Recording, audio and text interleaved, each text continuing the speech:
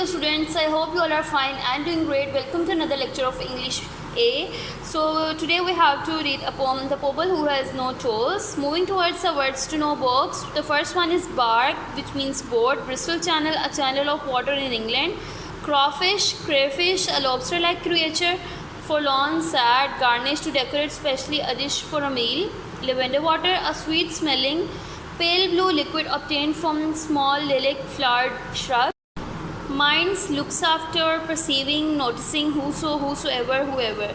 So before moving towards the poem, first I'll let you know that this is a nonsense poem. Basically this is a limerick and poem. Edward Lear was trying to make it a nonsense poem, basically a funny poem for children and adults too. So he had made up a lot of words by himself which has no exact meaning in the dictionary. So moving towards the poem, the pobble who has no toes had once as many as we. When they said someday you may lose them all, he replied first fiddle-dee-dee, and his aunt Joviska made him drink lavender water tinged with pink. For she said the world in general knows there is nothing so good for a pobble's toes.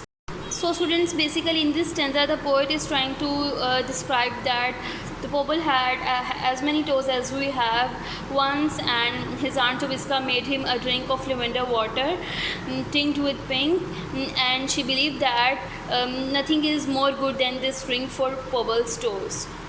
The pobble who has no toes swam across the Bristol Channel, but before he set out he wrapped his nose in a piece of scarlet flannel. For his aunt Joviska said no harm can come to his toes if this nose is warm.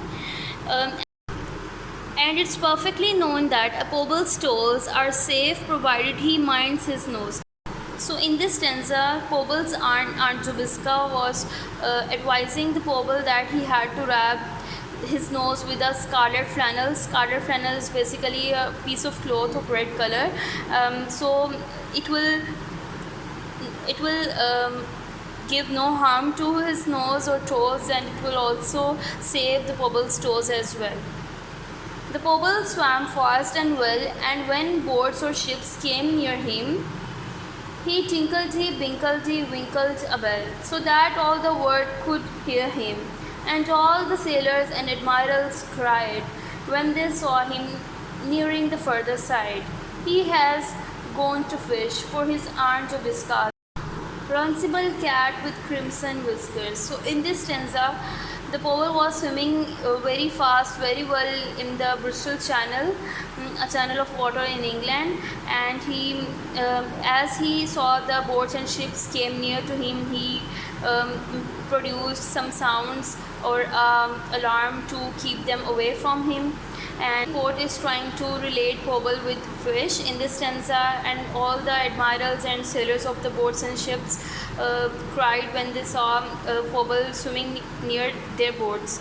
But before he touched the shore of the Bristol Channel, a sea green porpoise carried away his wrapper of scarlet flannel, and when he came to observe his feet, firmly garnished with toes so neat, his face at once became forlorn on perceiving that all his toes were gone. So in the sea, in the Bristol Channel, while swimming over here, some porpoise stole his scarlet flannel, his scarlet piece of cloth, which he wrapped around his nose on the advice of his aunt Joviska, and at that moment he suddenly checked out his toes, and his toes had gone at that moment, and he becomes sad.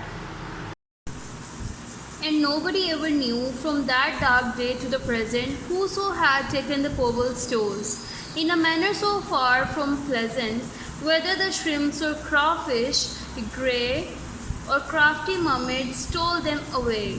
Nobody knew and nobody knows how the pobble was robbed of his twice 5 toes.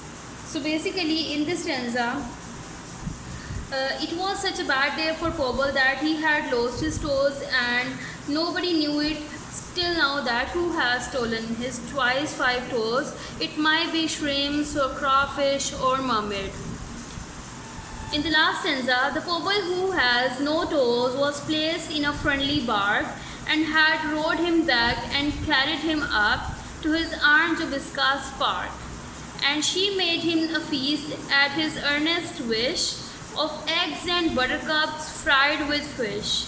And she said, "It's a fact the whole world knows, the Pobbles are happier without their toes." So in the last stanza, someone put Pobble back in a boat to his Aunt Jobiska's park, and she made him his favorite meal of eggs, buttercups and fried fish upon his wish, and said to him that all the world knows it, that Pobble is happy without his toes. So students, there is no moral lesson or no proper message which the poet is conveying in this poem to you. It is just a nonsense or a funny poem. Moving towards about the poet, Edward Lear was born in England in 1812 and he died in Italy in 1886. He wrote many nonsense poems and limericks: the Owl and the Pussycat, the Duck and the Kangaroo, the Jumblies, which have delighted children and adults over the past 100 years. The Pobble Who Has No Toes is a nonsense poem. Lear's poems often contain words that are made up. He changed words around to suit his purpose. So just like that, he made a lot of words like Pobble and words like fish, fiddle, dee dee and tinkle dee binkle dee. In this poem, you will find many nonsense expressions such as fish, fiddle, dee dee and tinkle dee binkle dee winkle. So students, moving towards the exercise of this poem, part A, understanding the poem. Question number 1 is, answer the following questions. First one is, what suggestions does the poet make about the manner in which the Pobble lost his toes? Lear suggests that Pobble's toes may have been carried away by shrimps, crawfish or a crafty mermaid. How they disappeared is nobody's guess. The other one is, what did Aunt Jobiska do for the Pobble? Aunt Jobiska made Pobble drink lavender water tinged with pink, gets him to wrap his nose in a piece of scarlet flannel, and then sends him off to swim the Bristol Channel to find her runcible cat with crimson whiskers. So moving towards question number 3, what do you think a Pobble looks like? So you can give your own ideas. You can also draw a picture by imagining the character of a Pobble by yourself. Moving towards question number 2, answer the following questions with reference to context. For his Aunt Jobiska said, no harm can come to his toes if his nose is warm. First one is, when did Aunt Jobiska say this? Aunt Jobiska said this after he set off across the Bristol Channel.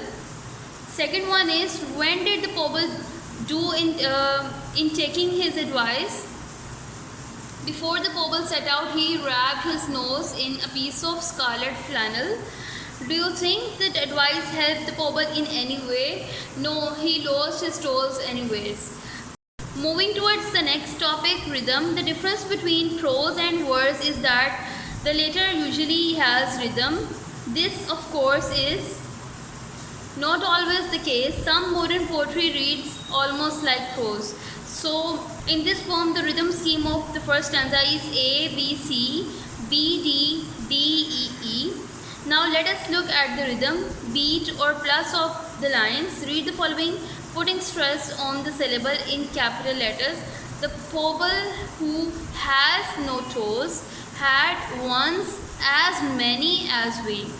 We can mark the beats by using accents marked to show stress over the syllables.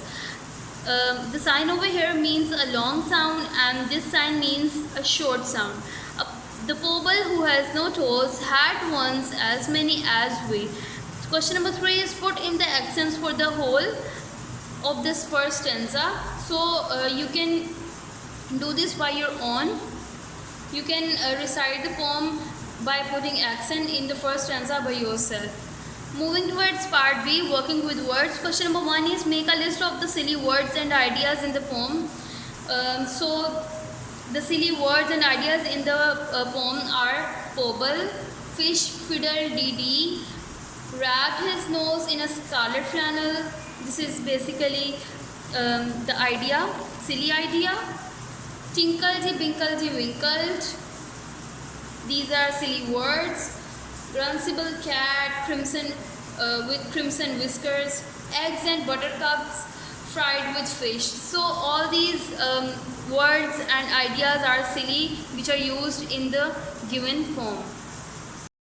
Question number 2 is, what do the following people do to get these names? Use your dictionary. The first one is poacher. Poaches, captures animals unlawfully on someone else's property. Magistrate, a civil officer who administers law. A philanthropist, one who loves people himself on the behalf of his fellows. Biographer, a person who writes about the lives of others. Dramatist, a person who writes plays. Martyr, one who undergoes death or suffering for any great cause. So you can do the remaining ones by your own. Moving towards question number 3, and all the sailors and admirals cried. Here are some verbs which refer to sounds. Rewrite the sentences using one of the words from the list in place of the italicized words in the sentences. Use each word only once. So here is a box in which we have given few verbs which refer to some sounds. We have to put them according to the given sentences. The first one is, the mouse in the trap said, "Let me out." Here said means squealed. The next one is, get out of here, shouted the angry lady. Shouted, yelled. He won't give me another cake, said the little boy. Said, mourned. Where have you been? Said the giant angrily. Said, thundered. So you can do the remaining sentences and their verbs which refer to sounds by yourself. This is your lecture for today. See you soon in some other class. Till then, take care and Allah Hafiz.